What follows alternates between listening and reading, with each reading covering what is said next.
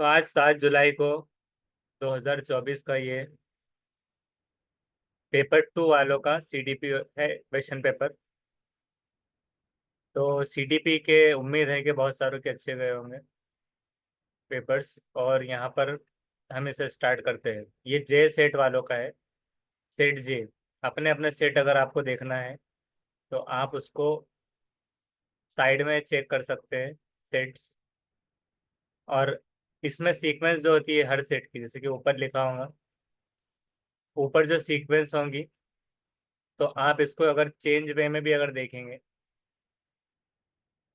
मिसाल के तौर पे अगर एल एम जो भी रहेगा, आई जे के एल, तो सारी सीक्वेंस वो एक जैसे ही रहेंगी तकरीबन। तब इसमें पहला सवाल क्या आया था वो देखते हैं।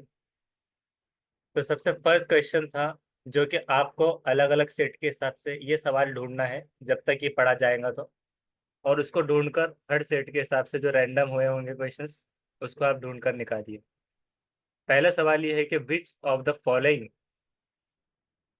मतलब इनमें से क्या करेक्टली डिस्क्राइब करता है कल्चरली रिस्पॉन्सिव टीचिंग। इनमें से क्या कल्चरली रिस्पॉन्सिव टीचिंग के बारे में डिस्क्राइब करता है करेक्टली, टू कैटर के पहुंचाने के लिए डाइवर्स ग्रुप्स ऑफ स्टूडेंट्स। विविध डाइवर्स की जब बात आ गई तो डिफरेंशिएटेड यहाँ पर एक टर्म आ गया। कि पहले तो क्या हो जाएगा कि डिफरेंशिएटेड मैनर। और कल्चरली रिस्पॉन्सिव टीचिंग क्या होती है कि जहाँ पर हर अलग अलग कल्चर से आने वाला, अलग अलग तहजीब से और रिलीजियस से, हर एक से आने वाले जो स्टूडेंट्स होते हैं, तो उनको कल्चरली डाइवर्स बैकग्राउंड से आने वालों को इंक्लूसिव क्लासरूम में रखा जाता है, जिसे कहा जाएगा कि कल्चरली रिस्पॉन्सिव टीचिंग। जिसके अंदर एडेप्टिव जो टर्म आया, तो एडेप्टिव मतलब क्या होता है? एडेप्ट करना एक हिसाब से तो अपनाना होता है, कि अपनाना। उसमें उसको अगर हिंदी में देखा जाए तो अनुकूलित इस तरह से आ रहा है एडेप्टिव। इसका मीनिंग जो निकलता है उर्दू में, हस्बे मंशा वगैरह ऐसा भी हो सकता है। हस्बे मंशा, हस्बे मंशा, ढल जाना, ढल जाने के हिसाब से ऐसी चीजें आ सकती है। इख्तियार करना है, या फिर हालत के मुताबिक जो है तो रंग इख्तियार करना, कि हालात जो रहेगी। लेकिन इंटेंशनली, इंटेंशनल का मतलब क्या होता है? इंटेंशन मतलब कोई इरादतन। तो इंटेंशनली का टोटल मतलब क्या हो जाएगा उर्दू में? जानबूझकर हो जाएगा, जानबूझकर, कि जानबूझकर हो। तो डाइवर्स लर्नर जो आते हैं, तो एक हिसाब से तो कल्चरली रिस्पॉन्सिव टीचिंग जो होता है कि पहुंचाना डाइवर्स ग्रुप ऑफ स्टूडेंट को, जो कि आपको एक हो जाएगा कि एडेप्टिव के अपनायत के हिसाब से या फिर रंग में ढलने के हिसाब से। दूसरा हो गया कि डिफ्रेंशिएटेड वाला मैनर। स्टैंडर्डाइज जो कि निगेटिव हो गया यहाँ पर, मानकीकृत। और इंटेंशनल, तो इसमें एक चीज ये हो सकती है तकरीबन के 1 2 और 3 ये हो सकता है ज्यादातर। लेकिन इसमें एडेप्टिव और डिफरेंशिएटेड 2 और 3 भी हो सकता है। तो हम इसको ये मानकर चलते हैं कि सेकंड उसको एज्यूम कर लेंगे कि 1 2 एंड 3 एक हिसाब से।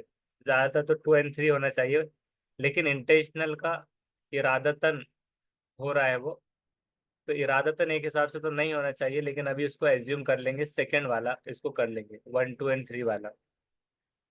नेक्स्ट करते हैं, a teacher ask her self, के एक टीचर खुद से ये पूछती है, क्या पूछती है कि how can I provide experiences that require students to classify different types of objects in the environment. कि मैं कैसे प्रोवाइड कर सकती हूँ एक तजुर्बे की बुनियाद पर experiences that require students to classify different types of object in the environment. ये अलग अलग जो है तो विभिन्न प्रकार के क्या रहेंगे, पर्यावरण में विभिन्न प्रकार को। एक शिक्षिका खुद से ये पूछ रही है कि कैसे प्रदान कर सकती हो, ऐसे अनुभव कैसे प्रदान कर सकती हो जिसमें छात्रों को पर्यावरण में विभिन्न प्रकार के वस्तुओं को वर्गीकृत करने यानी कि क्लासिफिकेशन स्कीम, जमात बंदी उनको कहा किया गया। और एनालाइज करने के हिसाब से भी, कि वर्गीकरण और स्कीमों का विश्लेषण, तो तज्जिए की भी बात आ गई। तो इसमें से कौन से टाइप का इंटेलिजेंस वो ट्राई कर रही है। तो कौन विच टाइप ऑफ इंटेलिजेंस। यहाँ पर इंटर यानी अगर होता तो ये हो गया कि दूसरों के प्रति, इंटर मतलब दूसरों के लिए। यहाँ पर दूसरों की कोई बात नहीं, इंट्रा होता तो खुद का होता। बॉडीली काइनेस्थेटिक इंटेलिजेंस यानी कि ओवरऑल फिजिकल एक्टिविटी हो जाती है, शारीरिक गति संवेदी बुद्धिमत्ता। तो ये different type of object environment से जो जुड़े हैं, इसमें भी कोई बॉडीली काइनेस्थेटिक की बात नहीं हुई। भाषा बुद्धिमत्ता की भी बात नहीं आ रही यहाँ पर कोई लैंग्वेज की, तो ये हो जाएगा नेचुरलिस्टिक इंटेलिजेंस, सही हो जाएगा सेकंड वाला। तो हम इसको क्या करेंगे, नेचुरलिस्टिक इंटेलिजेंस हम यहाँ पर टिक करते चलेंगे जो जो चीज़ें हम यहाँ पर हो रहे हैं। ये 1 2 3 अभी हम एज्यूम कर रहे हैं, लेकिन हमारा आधा यहाँ पर 2 और 3 के ऊपर भी है। पहला सवाल ये जे सेट का थोड़ा कंफ्यूजिंग था, और जिस जिसको अपने सेट के जवाब नहीं मिल रहे तो आप उसको ढूंढ सकते हैं जब तक अलग अलग सेम सेट के होते हैं वो, यानी कि सवाल सेम आते हैं एक हिसाब से। उसके बाद में नेक्स्ट वाला देखते हैं। ये तो हो गए, अब उसके बाद में नेक्स्ट।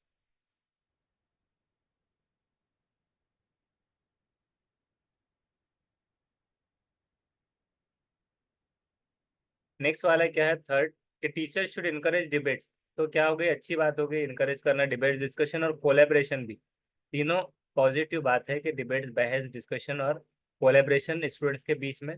और knowledge production is an inactive, यहाँ पर आगे इनएक्टिव, ये नेगेटिव टर्म आ गया कि एक्टिव प्रोसेस नहीं है, पैसिव है। तो यहाँ पर ही नेगेटिव हो गया। And engagement in group activities hinders के बाधा डालना, दो यहाँ पर नेगेटिव चीजें मिल गई कि बहुत सारे अगर आगे बढ़ जाते थे इसको नहीं देखते हुए तो चूक सकते थे, लेकिन दो चीज़ों को उन्होंने और हाईलाइट कर दिया कि दोनों भी देखिए यहाँ पर नेगेटिव है। तो ए तो यहाँ पर थर्ड का हो जाएगा, दूसरा कि ए तो सही है बट आर क्या हो जाएगा, फॉल्स। तो ए हो जाएगा सही, लेकिन आर जो हो जाएगा तो फॉल्स हो जाएगा। तो इसको हम टिक करते हैं।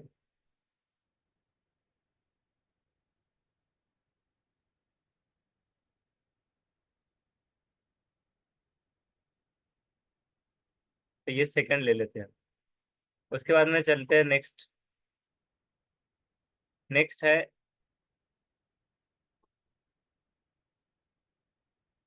Question number 4, school should function. जो जो लोग अपने पेपर्स लेकर बैठे हैं तो वो ढूंढते जाइए उनके सवाल। School should function with in framework, assertion और रीजनिंग वाला है।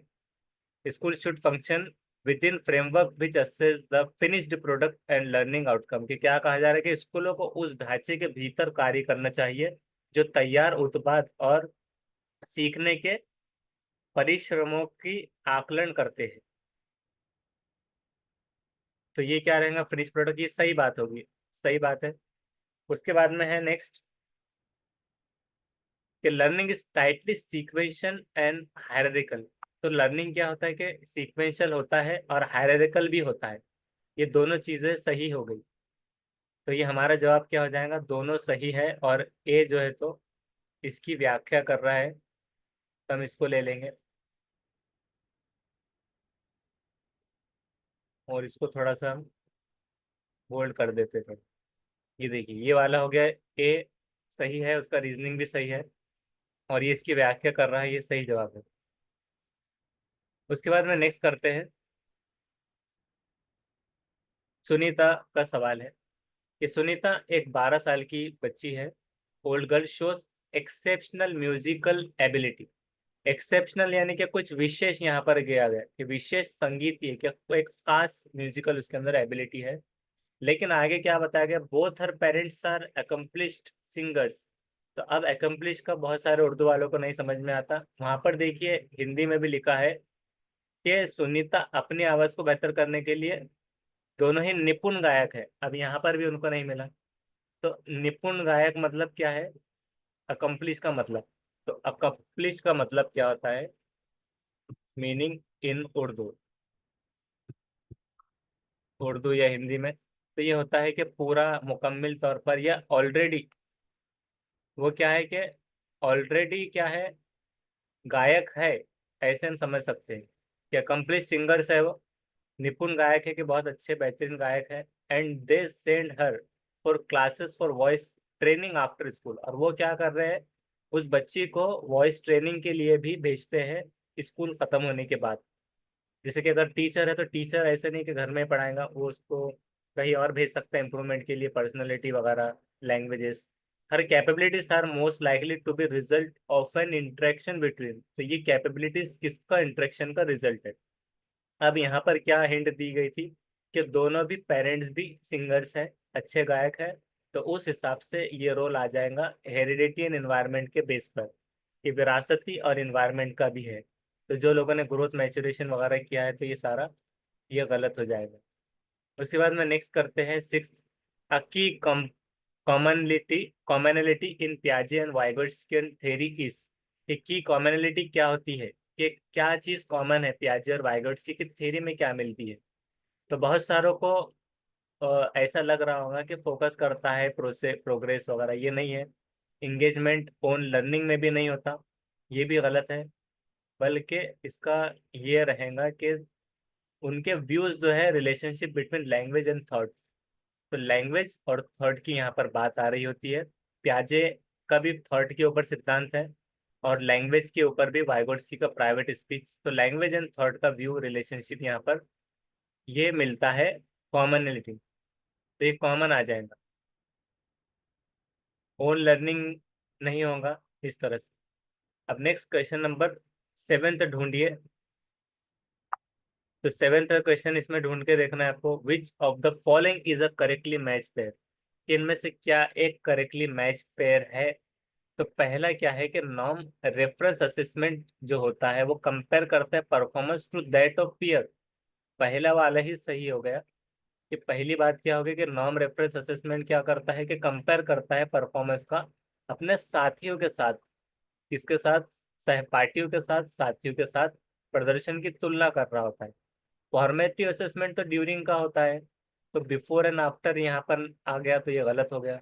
समेटिव असेसमेंट जजमेंट ओरिएंटेड होता है, यहाँ पर पेपर पेंसिल टेस्ट आ गया, जो कि एक ट्रेडिशनल वे ऑफ असेसमेंट होता है, तो ये भी गलत हो गया। और क्राइटेरियन रेफरेंस असेसमेंट में क्राइटेरिया के अनुसार कि बच्चे की अपनी कैपेबिलिटीज जो जो रहेंगी उसके अनुसार उसको सीखने की टीएलएम वगैरह प्रोवाइड किया जा सकता है। तो मास्टरी ऑफ स्पेसिफिक टॉपिक नहीं आएगा यहाँ पर। तो ये पहला इसका जवाब हो जाएगा, norm reference assessment. Question number 7 की तरफ चलते हैं। जो लोगों का रैंडम क्वेश्चन सारे ढूंढिए वो सुन सुनकर। सेंसिटिव पीरियड्स वाला सवाल ढूंढिए अभी। कि सेंसिटिव पीरियड्स वो होते हैं are those time periods during which certain. कि सर्टन क्या होता है, certain ethnic factor, hereditary factor नहीं, बल्कि इन्वायरमेंटल फैक्टर होता है। कि सेंसिटिव पीरियड्स जो होंगे, तो सेंसिटिव पीरियड्स ये रहेंगे, संवेदनशील अवधि वो समय अवधि होती है जिसके दौरान कुछ environmental factors as especially important for course of normal development. के कोर्स ऑफ नॉर्मल डेवलपमेंट के लिए इन्वायरमेंटल फैक्टर्स वहां पर अफेक्ट करते हैं। कि सेंसरी मोटर स्किल की जैसे अगर बात की गई, सेंसिटिव पीरियड अगर आ गया, तो सेंसिटिव पीरियड वगैरह जो होता है इसके अंदर सोशल, कल्चरल और इन्वायरमेंटल फैक्टर ज्यादा इन्फ्लुएंस होते हैं, ना कि हेरिडिटी वाले हो गए। तो ये वाला समझ में आ गया। तो अब ये हो गया था कौन सा, एट्थ क्वेश्चन। अब उसके बाद में आपके क्वेश्चन पेपर से ये ढूंढना है, ये सवाल ढूंढिए। जिसका जे सेट है तो जे के हिसाब से चलिए, और जिसको नहीं है तो पेपर 2 वाले, सीटीपी वाले, इसको ढूंढिए अकॉर्डिंग टू लियो वाइगोट्स की। ये वाला सवाल ढूंढिए। What is the relationship between language and thought. के वाइगोट्स के अनुसार लैंग्वेज और थॉट में क्या रिलेशन है। तो पहला क्या दिया गया था कि थॉट शेप्स लैंग्वेज, के थॉट शेप देता है लैंग्वेज को, गलत है।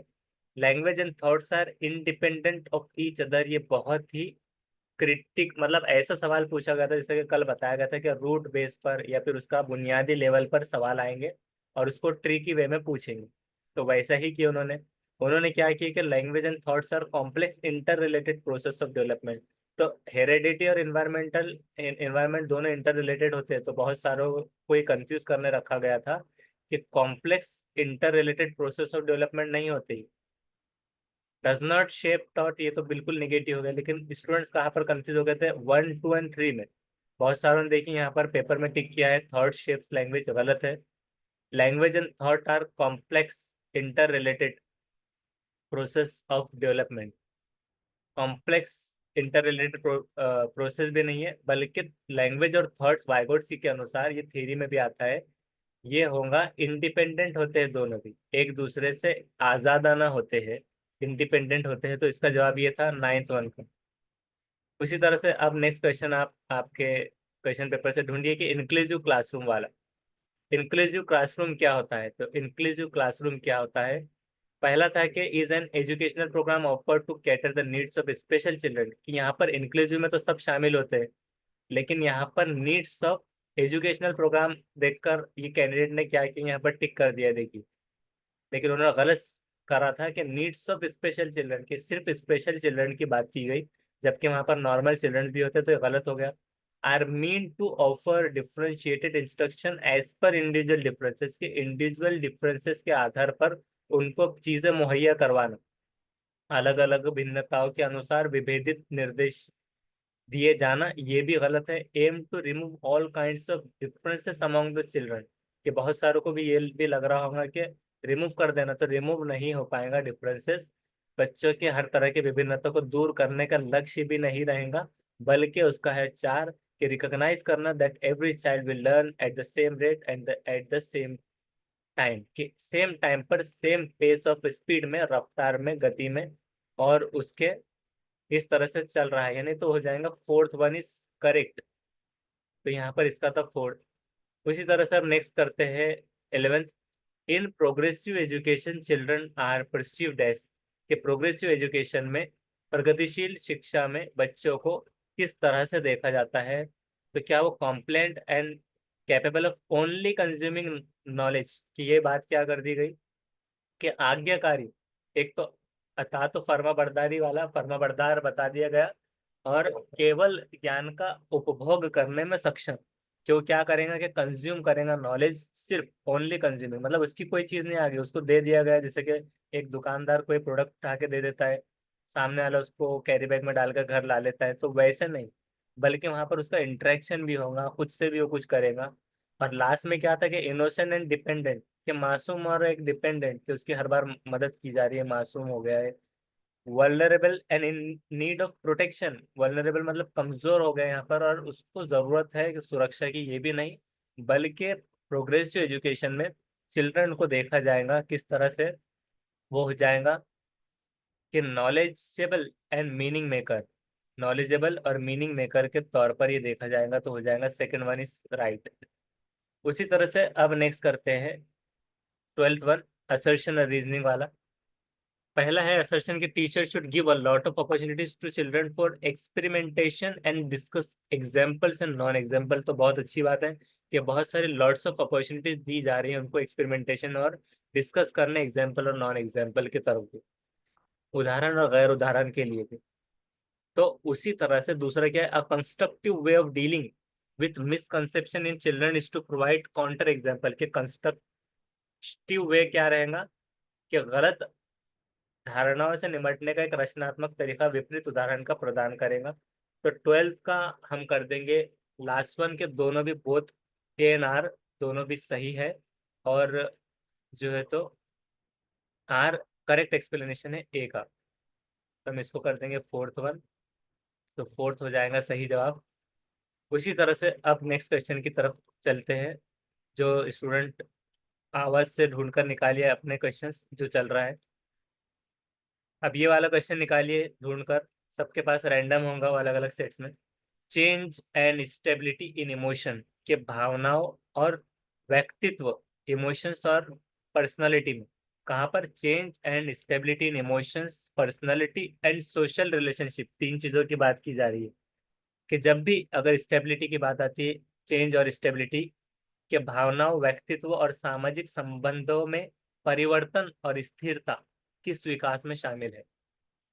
कि change in stability in emotion, personality and social relationships together constitute, तो ये शामिल होता है आपको, ये बहुत सारों को नहीं पता होगा, या ये डायरेक्ट डेफिनेशन में आता है कि साइको सोशल डेवलपमेंट इसे कहा जाता है, कि साइको सोशल डेवलपमेंट में आता है emotions, personality and social relationship. तो सोशल से हो गया सोशल, और साइको में उसकी पर्सनैलिटी एंड इमोशन। यहाँ पर कॉग्निटिव बहुत सारों ने किया होगा, गलत होगा। इमोशनल में तो सिर्फ इमोशन था, गलत हो गया। पर्सनालिटी में सिर्फ पर्सनालिटी था। तो ये था साइको सोशल डेवलपमेंट। इस तरह से सवाल था। उसके बाद में अब चलते हैं नेक्स्ट क्वेश्चन की तरफ। जीन पियाजे वाला सवाल निकालिए। जीन पियाजे का, कि जीन पियाजे theory of cognitive development implicates that, कि जीन पियाजे की थ्योरी कॉग्निटिव डेवलपमेंट की इम्प्लीकेट क्या करती है, विकास का सिद्धांत क्या बताता है। पहला था पॉइंट के करीब, concept should be taught in a sequence of complex to simple. तो देखिए, कॉम्प्लेक्स टू सिंपल यानी कि मुश्किल से आसान की तरफ, तो पहले मुश्किल नहीं सिखाया जाता, तो ये गलत हो जाएगा पहला, कि बहुत सारों को उल्टा रहेगा, सिंपल टू कॉम्प्लेक्स मैनर में सिखाया जाता है अकॉर्डिंग टू जीन पियाजे। उसी तरह से curriculum should be designed keeping children's age group and stage in mind, कि बहुत सारों ने क्या लगा होगा कि करिकुलम को, निसाब को डिजाइन किया जाना चाहिए बच्चों के एज ग्रुप और स्टेज को माइंड में रखते हुए। तो बिल्कुल सही जवाब ये है। बहुत सारों को ऐसा लग रहा होगा कि ये ग्रुपिंग वाला है, ये सेग्रीगेशन वाला है, बिल्कुल नहीं। बल्कि उसने जो जीन पियाजे की थ्योरी क्या थी, कि उसने जो 4 स्टेजेस जो रखा, और उसमें सेंसरी मोटर एसपीसीएफ वाला, और उसी तरह से एसपीसीएफ में sensory motor, pre operational, operational और फॉर्मल। तो ये एज ग्रुप वाइज में उसने रखा है, और करिकुलम को भी इसी तरह से पढ़ाया जाना चाहिए, जिसका आपको प्रूफ भी बताया जाएगा अभी। Focus on teaching should be outcome of activity and instead of process of thinking, कि बहुत सारों को लगा होगा कि दिमाग नहीं चल रहा है, कुछ तो भी अच्छा लग रहा है कि आउटकम आ रहा है, यहाँ पर एक्टिविटी है, कोई निगेटिव पॉइंट नहीं है, तो इसको कर दो।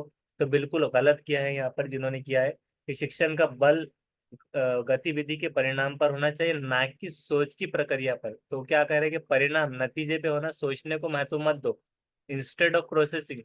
तो ये गलत हो गया। Behaviour should be conditioned, condition रख दी गई यहाँ पर, रिवार्ड और पनिशमेंट। तो बहुत सारों ने तो इसको पनिशमेंट, पनिशमेंट के हिसाब से तो ये गलत ही किया होगा, इसको मतलब नहीं, निकाल ही दिया होगा। लेकिन अब जो कैंडिडेट्स जो कंफ्यूज हो गए थे थर्ड में, फर्स्ट में और सेकंड में, तो बहुत सारों को तो ज्यादातर सेकंड और थर्ड में कंफ्यूज होंगे। तो चलिए आपको बताते हैं उसका प्रूफ, कि किसके आधार पर ये सही हुआ होगा। तो देखिए, ये है जीन पियाजे का। इस तरह से ये सवाल रिपीट किया गया इसकी बेस पर। ये आया था सीटेट फरवरी 2014 में, पेपर 2 में। तो इसको उन्होंने थोड़ा कॉम्प्लिकेटेड किया, जिसका सवाल ये था कि विच of the following implications can not be, क्या है कि can not be derive from Piaget's theory of cognitive development, कि इनमें से कौन सा इम्प्लीकेशन नहीं है पियाजे की कॉग्निटिव डेवलपमेंट से। तो पहले ऑप्शंस क्या था, कि sensitivity to children's readiness to learn, कि क्या ये है, तो ये नहीं था। एक्सेप्टेंस ऑफ इंडिविजुअल डिफरेंसेस, ये भी नहीं था। डिस्कवरी लर्निंग, ये सारे पॉजिटिव पॉइंट थे। निगेटिव पहचाना था, तो नीड ऑफ वर्बल टीचिंग, तो नीड ऑफ वर्बल टीचिंग ये नहीं था उसका जवाब। जबकि उसका क्या था, उसका एक्सप्लेनेशन देखते हैं कि जीन पियाजे क्या थे, एक स्विस साइकोलॉजिस्ट से बिलोंग करते हैं, कॉग्निटिव स्कूल ऑफ साइकोलॉजी, जो कि फेमस है उनके वर्क में ऑन चिल्ड्रन चाइल्ड डेवलपमेंट में। और उन्होंने एक सिस्टमेटिक स्टडी बनाई थी कॉग्निटिव डेवलपमेंट की, और उनकी इस थ्योरी में ये था कि कैटेगरी हुआ था 4 स्टेजेस। अब इसमें क्या थे इम्प्लीकेशंस, एक एजुकेशनल इम्प्लीकेशन, कि डिस्कवरी लर्निंग होनी चाहिए, प्रैक्टिकल लर्निंग सिचुएशन होनी चाहिए, फ्लेक्सिबिलिटी, लचक होनी चाहिए करिकुलम में, एक्सेप्टेंस ऑफ इंडिविजुअल डिफरेंसेस होने चाहिए, सिंपल टू कॉम्प्लेक्स, जिसमें पहला क्या रखा गया था, कॉम्प्लेक्स टू सिंपल, जो कि ये नहीं था, तो सिंपल से कॉम्प्लेक्स होना चाहिए। Sensitivity to children's readiness to learn होना चाहिए। Equal importance to co curricular activity, के को करिकुलर एक्टिविटी में सहपाठी होना चाहिए। और करिकुलम शुड बी बेस्ड, यहाँ पर हमारा जवाब है कि करिकुलम निसाब को बेस्ड होना चाहिए चाइल्ड्स के डेवलपमेंटल लेवल के हिसाब से, जिसके आधार पर ये कहा जा सकता है कि curriculum should be design keeping children's age group and stage in mind. Hence, we conclude that the need of verbal teaching cannot be deprived। इसके आधार पर ये था, और इसके आधार पर हेंस ये हो गया, curriculum should be design keeping children as group and stage in mind. Next question की तरफ चलते 15, और ढूंढ के निकालिए आपके क्वेश्चन पेपर से, कि which method did Lawrence Kohlberg use to study moral development of children. तो ये बहुत ही आसान सवाल था, कि लॉरेंस कोलबर्ग का नजरिया ही मोरल डेवलपमेंट, मोरल डिलीमा और मोरलिटी के ऊपर था, कि मतलब मोरल यानी कि एक डिसीजन लेने वाली, और दुविधा, डिलीमा मतलब दुविधा। तो posing moral dilemmas to children and analysing responses, तो ये पहला बिल्कुल सही जवाब हो जाएगा इसका, बाकी दूसरे नहीं रहेंगे। तो अब क्या देखते हैं हम कि दूसरे जवाबात में क्या था, उसको हम एक मर्तबा चेक कर लेंगे। तो ये हो गया पहला, बच्चों के सामने नैतिक दुविधाएं रखना और अनुप्रयोग को समालोचन करना। ये कोलबर्ग के नैतिक विकास अध्ययन करने के लिए इस विधि का प्रयोग किया गया था। कंडक्टिव ऑब्जर्वेशन नहीं था, एक्सपेरिमेंटेशन मेथड नहीं था, क्वांटिटेटिव रिसर्च नहीं था, ये बाकी सारे नेगेटिव थे।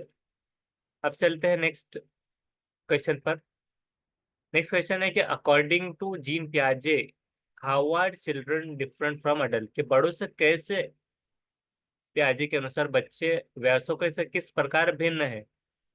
तो adult are more knowledgeable than children, ऐसा जरूरी नहीं है, बल्कि उनके हिसाब से ये रहेगा कि चिल्ड्रन थिंकिंग जो रहेगी, तो वो क्वालिटेटिवली, कि उसमें अंदर क्वालिटी के अनुसार अडल्ट से डिफरेंट रहेंगी। तो इसका जवाब हो जाएगा सेकंड। क्वांटिटी के हिसाब से नहीं, डिपेंड रहना डल, ये तो दो निगेटिव थे। और मोर नॉलेजेबल देन चिल्ड्रन, ये इसमें कंफ्यूज क्यों किया गया, मोर नॉलेजेबल देन अदर, ये वाइगोट्स्की के टर्म में जेडपीडी का कंफ्यूज करने डाला है। तो एम के ओ का कहीं पर जिक्र प्याजे के उसमें नहीं है। तो चिल्ड्रन की थिंकिंग क्वांटिटिवली नहीं है, बल्कि क्वालिटेटिवली डिफरेंट है अडल्ट से। तो ये क्लियर हो गया। अब नेक्स्ट चलते हैं क्वेश्चन पर। Students struggling with dyslexia can be taught to read, के उन्हें किसमें, किस तरह से पढ़ाया जा सकता है, पठन वैकल्य से जूझ रहे छात्रों को पढ़ाया जा सकता है की बात कर रहे हैं, पॉजिटिव। तो देखो, पहले में क्या है कि रीडिंग टेक्स्ट हायर ग्रेड, तो हायर ग्रेड यानी कि उच्च ग्रेड स्तर के पठन पढ़ा रहे हो आप, तो गलत है। लॉन्ग एंड कॉम्प्लेक्स पैसेजेस के जटिल लंबे यानी कि हार्ड पैसेज पढ़ा रहे हो, गलत है। थ्रू एसोसिएशन मेथड कंडीशनिंग के अनुकूलन की अनुबंधन विधि के माध्यम से, तो ये भी नहीं होगा। एसोसिएशन मेथड ऑफ कंडीशनिंग की कंडीशन अप्लाई की जा रही है, तो गलत है। थ्रू सिस्टेमेटिक फोनोलॉजिकल ट्रेनिंग, ये सही जवाब रहेगा फोर्थ वन। उसी तरह से अब नेक्स्ट करते हैं। नेक्स्ट है असर्शन, ये वाला सवाल चल रहा है 18th वन। तो असर्शन ये कि teacher should respect the individual differences among learners and adapt their teaching to cater need of all children, कि शिक्षकों को शिक्षार्थियों के बीच व्यक्तिगत भिन्नताओं का सम्मान करना चाहिए और सभी शिक्षार्थियों की आवश्यकताओं के अनुसार अपने शिक्षण को समायोजित करना चाहिए, तो सही जवाब है। दूसरा है कि कोलेबरे रीजन के collaboration group work and interaction among students should be avoided while teaching a class diverse learner, कि शिक्षकों को विविध पृष्ठभूमि के शिक्षार्थियों को पढ़ाते समय उनके बीच सहयोग, समूह कार्य और बातचीत से बचना चाहिए। तो बचने की बात आ गई, क्या हो गया, अवॉइड करना। तो उस हिसाब से यहाँ पर हमारे पास में जो ऑप्शन है, तो पहला तो सही है और दूसरा हो जाएगा गलत। तो इस तरह से इसका था सेकेंड वन। तो इसका सेकेंड था। नेक्स्ट है कि रमा का क्वेश्चन आया 19 के, Rama is a teacher who is implementing Vygotsky's theory in her classroom, कि वो क्या कर रहे हैं, वाइगोट्स्की की थ्योरी को इम्प्लीमेंट करना चाह रही है क्लासरूम में। और उस हिसाब से उसने क्या किया, she assigned her students to work in groups, कि उसने वाइगोट्स्की कहते हैं ग्रुप में काम करो, तो उसने ग्रुप में वो एक काम दे दिया। अब उसी तरह से अब वो क्या करे, कंप्लीट करने चैलेंजिंग टास्क। तो ड्यूरिंग द टास्क टास्क के दौरान one student struggles to understand a key concept, एक स्टूडेंट पूछता है की कॉन्सेप्ट में उसको प्रॉब्लम आ रही है, तो most would be what would be the most effective way of Rama to help this student, कि रमा किस तरह से हेल्प करेंगी। तो पहला था कि इनकरेज करना स्टूडेंट को ट्राई करने सॉल्व करने प्रॉब्लम ऑन हर ओन। तो ओन नहीं रहेगा, खुद से नहीं, क्योंकि वाइगोट्स्की के अनुसार ग्रुप में काम दिया गया था, तो आप उसको खुद से करने के लिए नहीं कहेंगे। Assign a different task to student that is better suited for his ability, कि उसकी एबिलिटी के आधार पर उसको सवाल दे देना, ये भी नहीं रहेगा, ये भी इंडिविजुअल सवाल हो गया, ग्रुप में काम करना है। तो थर्ड हो जाएगा कि work through the problems with the students and providing guidance and feedback as needed while involving with other group members. तो इसका हो जाएगा क्या, थर्ड। उसी तरह से फोर्थ नहीं रहेगा, क्यों, क्योंकि provide the student with the answer to the problem so the group can move on, कि उसको डायरेक्टली क्या करना, आंसर बता देना। तो डायरेक्ट आंसर बताने से मना करता है सीडीपी, कि उसको पहले उसके अंदर क्वालिटी नहीं आ पाएंगी, तो क्या करेंगे कि ग्रुप उसकी प्रॉब्लम को सॉल्व कैसे करेंगे, प्रोवाइडिंग गाइडेंस गाइडेंस देकर फीडबैक के तौर पर एज नीडेड जहां जरूरत हो, जैसे कि ZPD के मॉडल के इसके फोल्डिंग के तौर पर, टेम्पररी हेल्प के तौर पर, while involving with other group members के साथ में। तो ये हो गया 19th वन। अब चलते हैं 20th क्वेश्चन की तरफ। ये ढूंढ के निकालिए सवाल। विच ऑफ द फॉलोइंग हिंडर्स, बाधा जो डालता है, the participation of student with visual impairment in classroom. ये वाला सवाल तो बहुत सारों को 5 मिनट तक कंफ्यूज कर दिया होगा, क्योंकि इसमें क्या कह दिया गया कि विजुअल इंपेयरमेंट वाले जो चाइल्ड है, कि जिनको दिखता नहीं है, ब्लाइंड नहीं कहा जा रहा, ब्लाइंड तो बिल्कुल भी दिखाई नहीं देने वाले। विजुअल इंपेयरमेंट ऐसे स्टूडेंट्स होते हैं जिनको कम दिखाई देता है या प्रॉपरली क्लियर नहीं दिखाई देता, जिनके लिए टेक्टाइल मॉडल्स जो होते हैं, तो ये blind as well as visual impairment के लिए बहुत अच्छे होते हैं। तो ये नहीं रहेगा। Raised line drawing and maps, ये लाइंस और मैप्स ये भी उनको दिखाई देंगे, ये भी पॉजिटिव है। बहुत सारों ने इलेक्ट्रॉनिक कर क्या है, जो कि गलत है। बल्कि इलेक्ट्रॉनिक फॉर्मेटेड लेक्चर ट्रांसक्रिप्ट में अगर वो आवाज सुनेगा तो मतलब वो सुन सकेगा। तो इसलिए प्रिंटेड टेक्स्ट बुक्स और नोट्स जो रहेगा, इसका फर्स्ट वाला था कि जो बाधा डालेगा, तो प्रिंटेड टेक्स्ट बुक की बात की गई। लार्ज ना लिखा गया ना स्मॉल लिखा गया, तो प्रिंटेड टेक्स्ट बुक्स ये नहीं होने चाहिए, ये बाधा डालेगा। बाकी सारे पॉजिटिव है। और टेक्टाइल तो बहुत यूजफुल है। टेक्टाइल मतलब छूने वाला, जिससे वो महसूस कर सकेंगे। इवन ब्लाइंड्स के लिए भी टेक्टाइल मटेरियल बहुत इंपॉर्टेंट होता है। नेक्स्ट 21 कि how does setting mastery goals impact students motivation and views of ability. इसको में भी बहुत सारों को कंफ्यूजन हुआ है कि कैसे सेटिंग मास्टरी गोल इम्पैक्ट करेगा, असर कैसे डालेगा स्टूडेंट के मोटिवेशन और व्यू और एबिलिटी पर। तो पहला क्या था कि it often implies enhance intrinsic motivation. तो सबसे पहले क्या ढूंढना है कि मास्टरी ओरिएंटेड गोल्स के लिए सबसे पहले उसके लिए इंस्ट्रिंसिक मोटिवेशन होना जरूरी है। अब दो तो एक्सट्रिंसिक थे, सेकंड और थर्ड निकल गया। एक्सट्रिंसिक मतलब बाहरी अभिप्रेरणा, तो बाहरी अभिप्रेरणा नहीं मिलेंगी, बाहरी मोटिवेशन नहीं चाहिए। तो ये जो स्टूडेंट ने किया थर्ड गलत है। अब इंट्रिंसिक मोटिवेशन में दो चीज आ गई, इंटाइटी व्यू ऑफ एबिलिटी और इंक्रीमेंटल व्यू ऑफ एबिलिटी। कि एक ऐसी के जो योग्यता के स्थिर, यानी कि एक जगह पर ही रहेंगे, और एक है इंक्रीमेंट वाली के बड़ी हुई, कि बढ़ती हुई। तो बढ़ते क्रम में जो इंक्रीमेंटल फेज है, इंक्रीमेंटल व्यू ऑफ एबिलिटी, तो इट ऑफन इम्प्लाई करेगा। तो आप क्या हो जाएगा कि मास्टरी ओरिएंटेड गोल्स इम्पैक्ट करेगा स्टूडेंट के मोटिवेशन और व्यूज ऑफ एबिलिटी पर। It often employs enhance intrinsic motivation and belief in incremental view of ability में। अब उसी तरह से हम देखते हैं क्वेश्चन नंबर 22। इसको ढूंढ के निकालिए। यू आर अ टीचर, आप एक टीचर है, who wants to help your students develop meta cognitive skill. तो इससे पहले बताया गया था कि जब भी मेटा कॉग्निटिव वर्ड आ गया तो ओन ढूंढिए। तो ओन देखिए यहाँ पर पहले में ही इनकरेजिंग स्टूडेंट्स की मेटा कॉग्निटिव स्किल्स में which of the following studies is most likely to foster this type of thinking. लेकिन नॉट और है या नहीं, पॉजिटिव नेगेटिव, ये सवाल में देख लेना है। तो इनकरेज करना स्टूडेंट्स को रिफ्लेक्ट करने, उनकी खुद की छात्रों को अपनी स्वयं के सीखने और सोचने की प्रक्रिया पर विचार करने के लिए प्रोत्साहित करना, ही सही जवाब है। Providing students with summarise notes नहीं है, ये मेमोराइजेशन नहीं हुआ, क्वालिटेटिव फीडबैक भी नहीं है। तो ओन लर्निंग के हिसाब से मेटा कॉग्निटिव में आ गया। नेक्स्ट देखते हैं 23 क्वेश्चन। 23rd है असर्शन वाला कि इन Asian culture which stress social harmony expression of anger and discourage which Shem is encourage. तो शेम वगैरह इसको क्या करना चाहिए, एशियाई संस्कृति में जो सामाजिक संरचनावादी पर जोर दे, शुद्धवान पर जोर देता है, क्रोध की अभिव्यक्ति को हतोत्साहित करना चाहिए और श्रम को प्रोत्साहित करना। तो श्रम को प्रोत्साहित नहीं किया जाता, गलत है। Emotions are subjective and do not play any role, तो नहीं करता इमोशन, तो गलत है। तो यहाँ पर क्या हो जाएगा, ये सवाल कौन सा था, 23rd था। और 23rd के हिसाब से हो जाएगा फिर कि ए और आर दोनों भी गलत है। तो ये हो जाएगा ए और आर दोनों भी गलत है। उसी तरह से नेक्स्ट क्वेश्चन देखते हैं। Feedback to the students in a classroom is most effective when, के छात्रों के लिए कक्षा में प्रतिक्रिया सबसे अधिक प्रभावी कब होती है। तो यहाँ पर कब होती है कि it occurs during as well as after the learning, कि पहले और बाद में भी, पहले और बाद में भी दोनों में इफेक्टिव होंगी जब वो लर्निंग एक्टिविटी में रहेगा। Focus on what child can not do rather than, कि क्या कर सकता है इसके बजाय क्या कर नहीं सकता।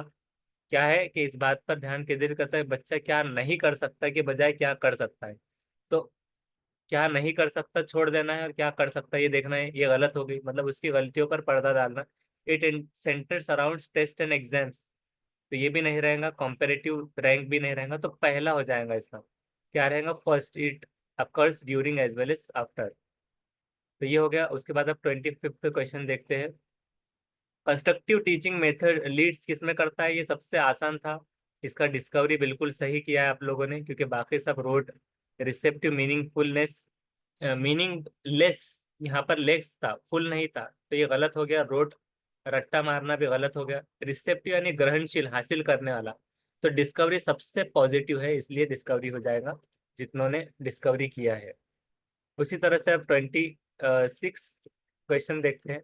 ढूंढ के निकालिए आपके क्वेश्चन पेपर से। विच of the following question promotes analytical thinking? कि एनालिटिकल थिंकिंग इसमें से कौन सी है? तो 26 का रहेगा कि सवाल कौन सा है क्रिटिकल थिंकिंग जो प्रमोट करेगा। पहला सवाल क्या है कि how many states are there in India, तो डायरेक्टली फटाक से बोल देगा एक जुमले में। दूसरा बोलेगा what is the total population, वो बोल देगा डायरेक्टली एक जुमले में। द कैपिटल ऑफ इंडिया क्या है, तो दिल्ली, कोई भी बोल देगा।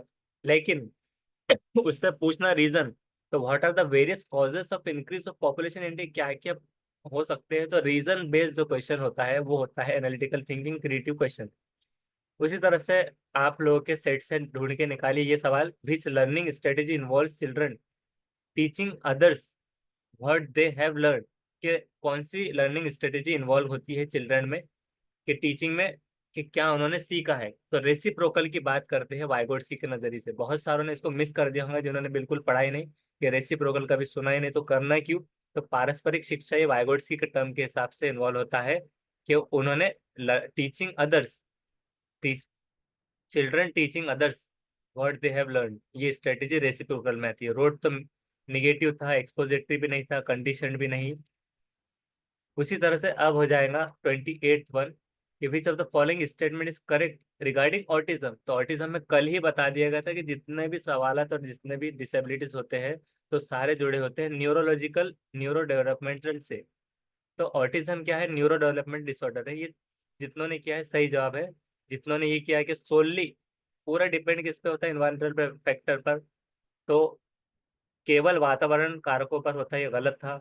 उसी तरह से सौलीनता का इलाज किया जा सकता है उम्र के साथ, ये भी गलत था। आपसे ये नहीं पूछा जा रहा था कि क्या होगा। बुखार है तो बुखार को पूछा जा रहा था कि किससे जुड़ा हुआ है, उसको इम्प्रूव किया जा सकेगा, बाद में हो जाएगा। उसकी बात नहीं थी, ना कि ये थी कि all autistic people have at least one exceptional skill. ये मतलब दूसरी बात हो गई कि पॉजिटिव वे में देखा जा रहा है कि जितने भी ऑटिज्म वाले व्यक्ति होते हैं उनके पास कुछ ना कुछ एक अच्छी चीज होती है, एक मतलब महारत होती है। यानी कि अगर ब्लाइंड है तो वो अच्छा सुन सकता है, अच्छा देख सकता है, ये बात भी नहीं की जा रही थी, बल्कि ऑटिज्म क्या है पूछा जा रहा था। तो न्यूरो डेवलपमेंटल डिसऑर्डर है वो। उसके बाद 29, during adolescence the pressure of confirm to gender expectation of follow convention of femininity of masculine और इंक्रीजेस। तो ये बात की गई कि किशोर अवस्था के दौरान जेंडर अपेक्षाओं के अनुरूप पुरुषों का पालन करने के दबाव बढ़ जाता है। तो ये सोसाइटी की बात कर रहे हैं, तो सही होता है ऐसा। और दूसरा, जेंडर और जेंडर भूमिकाएं जैविक रूप से निर्धारित की जा सकती है, तो ऐसा नहीं है, जेंडर से निर्धारित नहीं होती है। तो इसलिए इसका हो जाएगा बी, कि ए तो सही है लेकिन आर फॉल्स है। और 30 का हो जाएगा सही, कि क्रिटिकल थिंकिंग में टीचर ने क्या करना चाहिए, तो टीचर करेगा, क्वेश्चन देगा जो इन्वॉल्व होगा इन्फ्रेंस और एक्सप्लेनेशन के बेस पर रहेगा।